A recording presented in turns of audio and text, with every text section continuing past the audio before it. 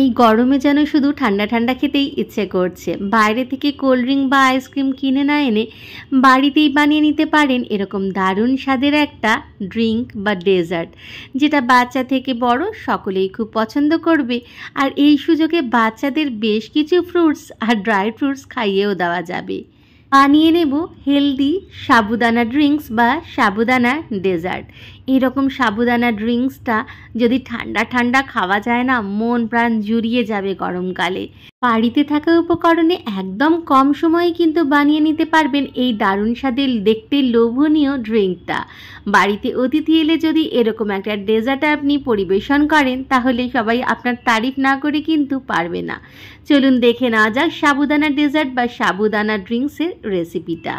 এর জন্য প্রথমে আমি 1 লিটার দুধ অলরেডি বসিয়ে দিয়েছি গ্যাসের ফ্লেমটা অন করে ফোটাতে। খুব ভালো করে দুধটা ফুটিয়ে একটুখানি আমি ঘন করে নেব। মোটামুটি 1 লিটার দুধটা যেন 700 থেকে 750 ml মতো হয়ে যায়। খুব ভালো করে দুধটা ফুটে উঠলে এর মধ্যে আমি দিয়ে দেব বেশ কিছু টুকরো করা বিট। হ্যাঁ, এইটা আপনারা স্কিপ করতে পারেন, কিন্তু আমি কোনো রকম ফুড কালার ব্যবহার করব না বলে এই বিটের ব্যবহার করেছি। দেখতে সুন্দর লাগার জন্য আমি কোনো রকম কৃত্রিম রঙের ব্যবহার না করে এইভাবে বিট দিয়ে একটা সুন্দর রং তৈরি করব, যেটা দেখতেও খুব সুন্দর হবে আর খেতেও তো লোভনীয় হবে। যখন বিটটা বেশ একটু ফুটে যাবে, তখন এর মধ্যে দিয়ে দিয়েছি আমি 1.5 চামচ মতো কাস্টার্ড পাউডার, যেটা আমি একটু ঠান্ডা দুধেতে গুলে রেখেছিলাম।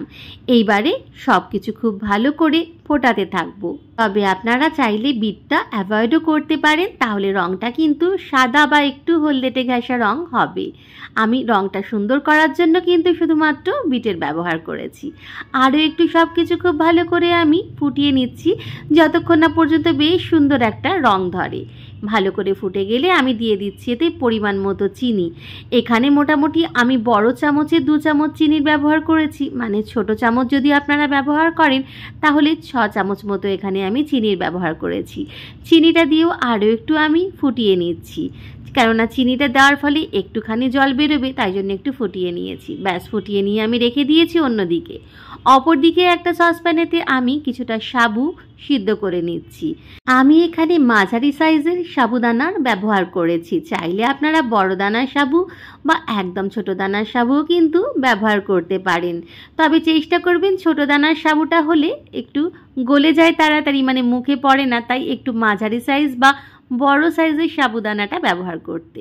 ভালো করে সিদ্ধ করে নিয়ে আমি একটা ছাঁকনিতে ছেঁকে নিয়েছি। তারপর সঙ্গে সঙ্গে এতে আমি ঠান্ডা জল দিয়ে দিচ্ছি, না হলে কিন্তু একসাথে পুরো সাবুটা আটকে যাবে, যেটা পরে কিন্তু ছাড়ানো মুশকিল হবে। তাই আমি সাবুগুলো যাতে খুলে যায় একটা অপরের থেকে, তাই জন্যে বেশি করে ঠান্ডা জলের ব্যবহার করেছি। ভালো করে ঠান্ডা জল দিয়ে একটু নেড়ে চেড়ে নিয়ে ছাঁকনিতেই আবার রেখে দেবো জলটা ঝরানোর জন্য। অপরদিকে আমি বেশ কিছু ফল কেটে নিয়েছি। এখানে আমি আপেল, আঙুর, আম আর বেদানা নিয়েছি, আর নিয়েছি কিছু ড্রাই ফ্রুটস। ড্রাই ফ্রুটসের মধ্যে কাজু বাদাম, 2 রকমের কিশমিশ ব্যবহার করেছি, আর একটু আমন্ড নিয়েছি। ততক্ষণে আমার দুধ আর কাস্টার্ডটা ভালো মতো ঠান্ডা হয়ে গেছে। এবার আমি একটা বোলেতে ঢেলে নিয়েছি, আর ঢেলে নিলাম এতে ঠান্ডা করে রাখা সাবুটাও, যেটা আমি ছাঁকনিতে জল ঝরতে রেখে দিয়েছিলাম। এবার এই সব কিছু ভালো মতো গুলে নিচ্ছি, মানে সাবুটা ভালো করে আমি এই দুধ কাস্টার্ডের মধ্যে গুলে নিচ্ছি। তারপরে আমি দেবো এতে সেই কেটে রাখা ফলগুলো। প্রথমেই বলেছিলাম যে এই সুযোগে বাচ্চাদের বেশ কিছু ফল খাওয়ানো যাবে। সব ফলগুলো কিন্তু এতে আমি ব্যবহার করব। ছোট করে আমি ফলগুলো কিন্তু টুকরো করে নিয়েছি। সব ফলগুলো এতে ঢেলে দেব। এবারে সব কিছু খুব ভালো করে মিশিয়ে নেব। ব্যাস, আর কিছু করার নেই। ভালো করে মিশিয়ে নিয়ে তারপর একটা ঢাকা দিয়ে আপনি ফ্রিজে রেখে দিন। পরিবেশন করার আগে ঠান্ডা ঠান্ডা বার করে ফ্রিজ থেকে পরিবেশন করুন, তবেই না এর মজা। খুব ভালো করে আমি মিশিয়ে নিচ্ছি ফলগুলো, ওপর নিচ করে ভালো করে মিশিয়ে নেওয়ার পর আমি কিন্তু ফ্রিজেতে ঢুকিয়ে দেব। তারপর ঠান্ডা ঠান্ডা পরিবেশন করব। বাড়িতে অতিথি এলে এরকম একটা ড্রিঙ্ক যদি আপনি বাড়িতেই বানিয়ে নেন, তাহলে অতিথিরা কিন্তু আপনার তারিফ না করে পারবে না, এটা কিন্তু আমি গ্যারেন্টি দিয়ে বলতে পারি। আর এটা হেলদিও হয় বেশ, যেহেতু এখানে অনেক রকমের ফল ব্যবহার করা হয়েছে আর ড্রাই ফ্রুটসের ব্যবহার করা হয়েছে।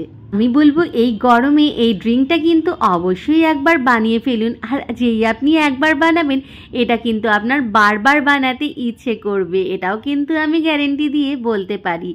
রেসিপিটা ভালো লাগলে অবশ্যই কিন্তু বানিয়ে দেখবেন। ফ্রিজ থেকে ঠান্ডা ঠান্ডা বার করে আমি কিন্তু বলে পরিবেশন করে দিচ্ছি। চাইলে এটা আপনারা গ্লাসেও পরিবেশন করতে পারেন, যেহেতু এটা লিকুইডই বেশি হয়, এটা কিন্তু খেতে ভালো লাগবে গ্লাসে করেও।